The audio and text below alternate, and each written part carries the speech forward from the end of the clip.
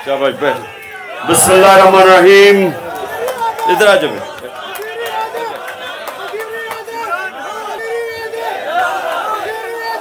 इय्याका नअबुदु व इय्याका नस्तईन।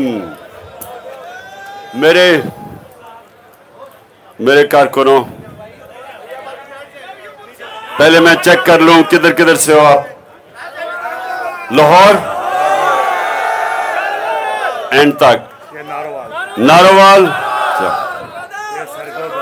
सरगोदा, अच्छा एंड तक, ओकाड़ा एंड तक। साउथ पंजाब किधर? बहुत सारा। साउथ पंजाब, भावलपुर, डीजी खान किधर से हैं? राजनपुर, मिक्स है 10। अच्छा मिक्स्ड है। ये बटग्राम, बटग्राम आया हुआ सारा। इधर है बटग्राम, पीछे ये लाइन लगे। ये बटग्राम, एबटाबाद, अच्छा एबटाबाद। एबटाबाद थोड़ा कमजोर लग रहा है मुझे, जुनून कम नजर आ रहा है मुझे एबटाबाद में। पीछे हरिपुर माशाल्लाह। और मानसेरा थोड़े से पीछे, मानसेरा वाले। अच्छा जी, अच्छा तौनसा के बाद। अच्छा जी सुने आप, देखिए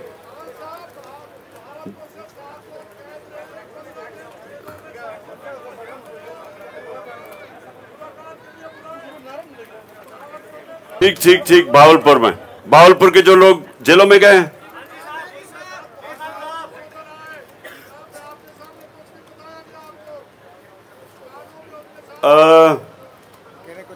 एक मिनट, इसका कोई ना उनसे जरा उनसे मिलके ना बाद में मुझे बता देना। ओके जी सुने आप मेरी बात। आज हमारी तकरीबन रमज़ान ख़त्म होने वाली और मुझे बड़ा अफसोस है क्योंकि बड़ा कम मैंने रमज़ानें इतनी इंजॉय की हैं जो आप सबके सामने की हैं।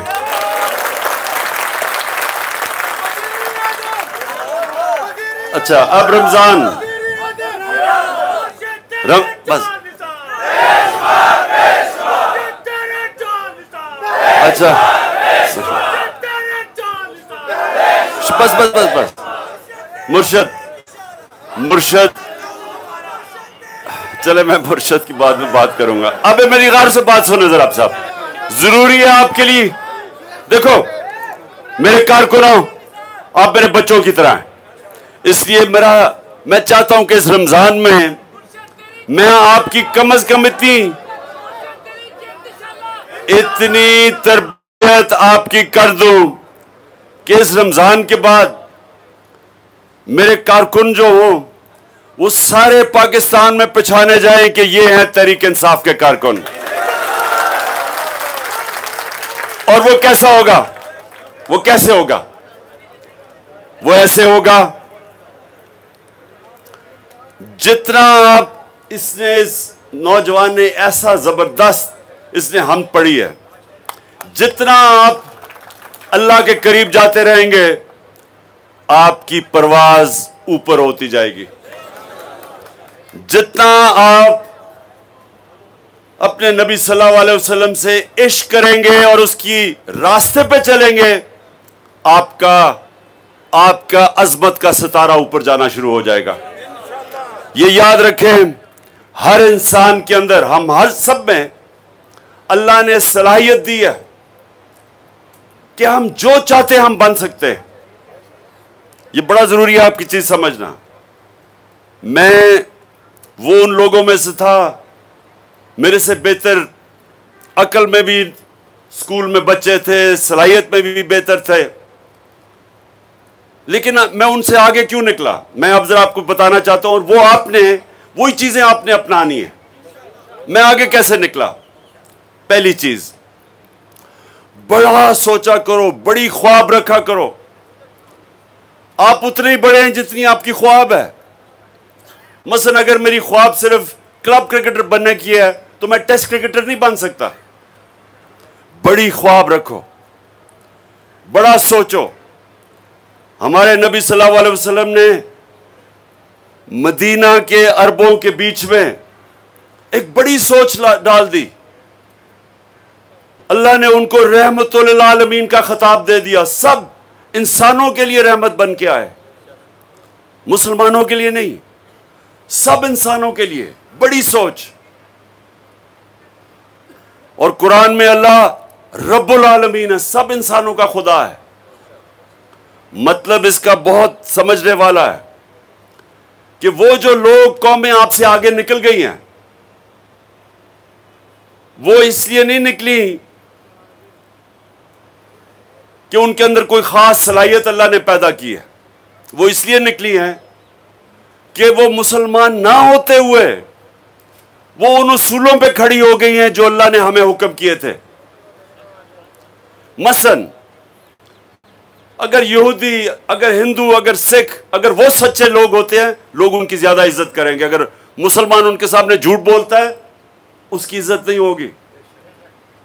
जिसका किरदार सादिक और अमीन के ऊपर होगा, सच्चा और अमानतदार, जो भी उसका दीन हो, जो भी हो, जिस भी मुल्क से हो, उस माशरे में उसकी इज्जत होगी। और जो कैरेक्टर, लोग कैसे आपकी तरफ आते हैं, लोग जब आपके किरदार से मुतासर होते हैं तब आपकी तरफ आते हैं। मैं करूं दीन की बातें और अपना ज़मीर एक डीजल के परमिट पे बेच दूं तो लोग मेरी इज्जत नहीं करेंगे। सुन ले, इमाल अमाल जो आपके हैं, वो जब आप नबी सल्लल्लाहु अलैहि वसल्लम के किरदार के ऊपर कोशिश करेंगे, उनके रास्ते पे, उनकी सुन्नत पे चलने की, तो आपकी खुद ही माशरे में इज्जत ऊपर जानी शुरू हो जाएगी। अगर वो एक ईसाई या एक यहूदी या हिंदू, अगर वो उस पे चलेगा, वो उसकी भी इज्जत ऊपर चली जाएगी, क्योंकि वो रहमतुल आलमीन है, सब इंसानों के लिए रहमत बन के आए हैं। ये समझना आपने। अगर आज यहूदी थोड़े से हैं, दुनिया के ऊपर हावी हुए हैं, कितने होंगे यहूदी? 6 करोड़, 8 करोड़, 10 करोड़ ज्यादा से ज्यादा है, इससे इतने भी शायद नहीं है। और मुसलमान 1.5 अरब मुसलमान है। वो थोड़े से यहूदी अगर आज दुनिया के ऊपर कंट्रोल करते हैं, इसलिए करते हैं वो पढ़ते बहुत ज्यादा है, मेहनत बहुत करते हैं। जो नबी ने कहा था कि अगर चाइना भी इल्म हासिल करने के लिए जाना पड़े तो जाओ, उन दिनों में चाइना जाने का मतलब अपनी जान से खेलना था, शायद ही कोई बच के आता था वापस। तो अगर आज दूसरी कौमें, दूसरे दीन के लोग अगर इल्म के ऊपर उतना हमारे से ज्यादा अगर वो जोर देते हैं इल्म हासिल करने का, तो अल्लाह उनको ऊपर ले जाएगा। अगर अल्लाह जब से उसने दुनिया बनाई है हुक्म किया कि मैं उस इंसान को जो मेहनत करता वही ऊपर जाएगा, अगर हम मेहनत नहीं करेंगे तो हम ऊपर नहीं जाएंगे। तो मैं आपको बता रहा था कि मैं जब, मेरे से बेहतर खिलाड़ी भी थे, मेरी ख्वाब उनसे बड़ी थी, मैं फिर एक जगह पे पहुंचता था, फिर मैं उसके बाद अपना और ख्वाब बड़ी कर देता था। अगर मैं एक गोल पे पहुंच जाऊं, फिर मैं अगला गोल सेट कर देता था। मैं कभी रुकता नहीं था। और जब तक आप अपने आप को चैलेंज करते रहते हैं, अल्लाह आपको ऊपर ले जाता जाता है। आपके अंदर जो सलाहियत अल्लाह ने सब में डाली हुई है, वो निकलनी शुरू हो जाती है। एक आदमी अगर बिस्तर में सारा दिन सोता रहे, खाए पिए और सोता रहे, वो बड़ी जल्दी बूढ़ा हो जाता है, उसको बीमारियां हो जाती हैं।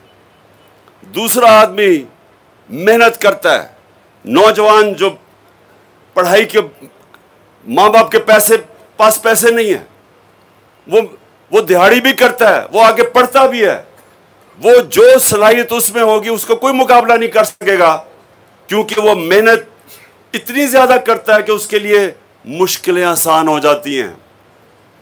जब आप अपने आप को, अल्लाह ने आपको बनाया ऐसा है कि जितनी आप मेहनत करेंगे और जोर लगाएंगे और अपने ऊपर और चैलेंजेस देते रहेंगे, उतने बड़े आप इंसान बनते रहेंगे। तो मैं बाकियों से, खिलाड़ियों से क्यों आगे निकल गया? क्योंकि मैं उनसे दुगनी मेहनत करता था। मैं गर्मी के अंदर जाके ट्रेनिंग करता था जब वो सारे सो रहे होते थे दोपहरों को। मैं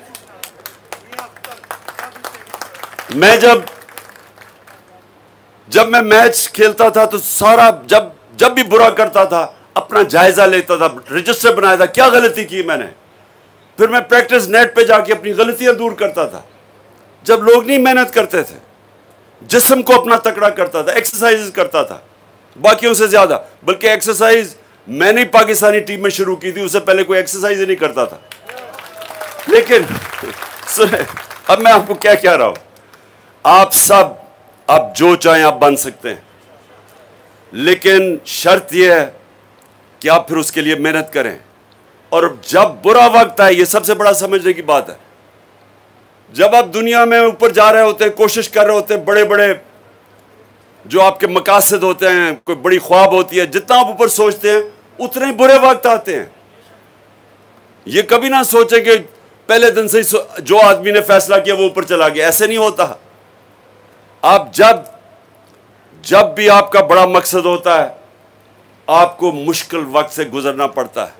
और कामयाब इंसान वो होता है जो मुश्किल वक्त को संभालना जानता है कि कैसे मुश्किल वक्त में मैंने कैसे निकलना है। और मैं आपको बताता हूं, मेरे से ज्यादा आप में किसी ने मुश्किल वक्त नहीं देखे। वो क्या होता है तरीका निकलने का? पहले अकल आप में, अल्लाह ने सबसे बड़ा ये जो आपकी ताकत है वो आपका ज़हन है। पहले सोचें कि ये मुश्किल वक्त क्यों आया, मैंने क्या गलतियां की। आपको अपनी गलतियों का जायजा लेने आना चाहिए। जब आपको पता चलेगा ये गलती की, फिर मेहनत करके उसको दूर करें। और फिर जब आप खड़े होंगे आप पहले से भी ऊपर चले जाएंगे। तो जिंदगी एक साइकिल का नाम है, ऐसे जाती है ऊपर। बुरा वक्त नीचे आता है तो अल्लाह जब आपको कहता है ना कि मैं हर मुश्किल के बाद आसानियां पैदा करता हूं, कुरान की आयत है, वाइना मालू उसरे युसरा इन्ना मालू उसरे युसरा, कि हर मुश्किल के बाद मैं आसानियां पैदा करता हूं।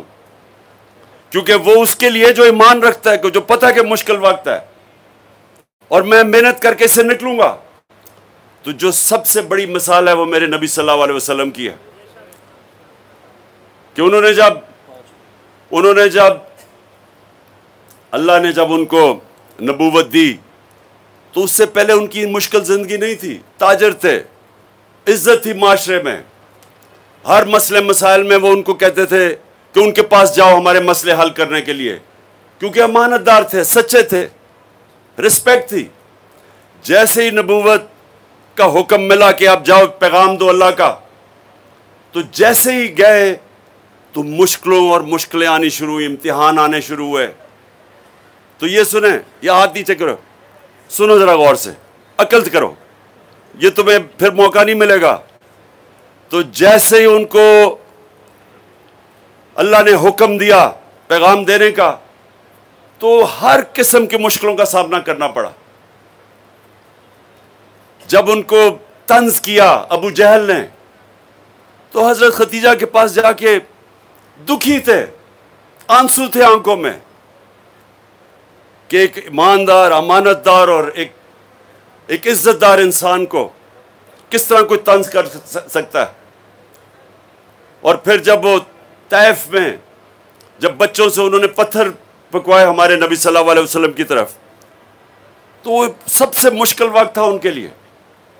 लेकिन सवाल सब ये पूछे कि अल्लाह ने जिसको अपना हबीब कहा है, वाहिद इंसान जो अल्लाह ने कहा ये मेरा हबीब है, जिससे अल्लाह प्यार करता है, उसको इस मुश्किल वक्त से क्यों गुजारा?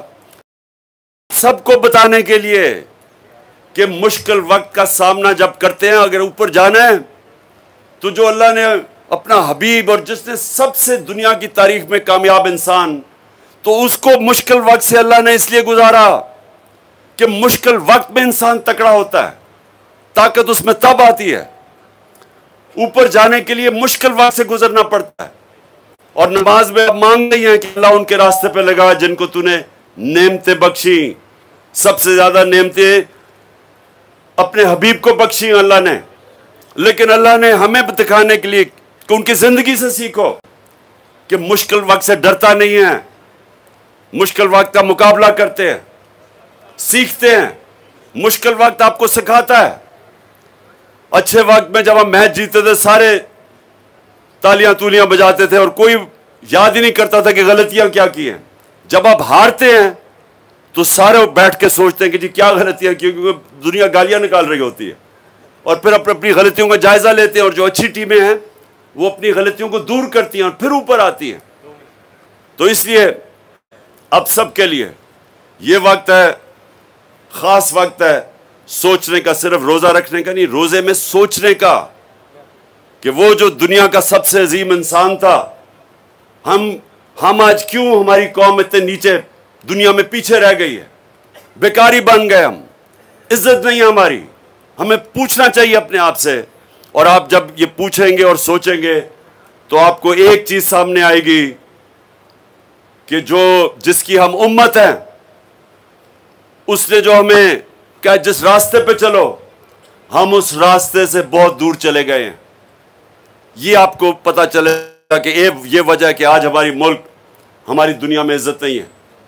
और जैसे जैसे हम अपना रास्ता बदलेंगे, और जो हम नमाज में मांगते हैं, अल्लाह वो रास्ते पे लगा जिनको तूने नेमतें बख्शी, जैसे हम उस रास्ते पे चलना शुरू होंगे, उसी तरह हमारी कौम ऊपर जानी शुरू हो जाएगी। दो हाथ उठाएं, अल्लाह से दुआ करें। सबसे पहली दुआ कि अल्लाह पाकिस्तान को मदीना के रियासत के असूलों पे एक अजीम कौम बना दे। दूसरी दुआ कि अल्लाह हमारे पाकिस्तान में अदल और इंसाफ का निजाम कायम कर दे। तीसरी दुआ कि अल्लाह हमारे पाकिस्तान में कोई इंसान भूखा ना सोए। और जो चौथी, ये खास तौर पे बडग्राम में लोगों को पता होगा कि हमारे लोग नौकरियां ढूंढने के लिए सारी दुनिया में फिरते हैं, बीवी बच्चे को नहीं मिलते, घर में माँ बाप, बीवी बच्चे, एक आदमी जाता है 2-2 साल तक बाहर जाता है, 6-6 साल तक। हाँ, तो हम अल्लाह से दुआ करें कि अल्लाह पाकिस्तान को वो मुल्क बना जो बाहर से इतना खुशहाल मुल्क बना दे कि बाहर से लोग पाकिस्तान में नौकरियां ढूंढने आए। आमीन।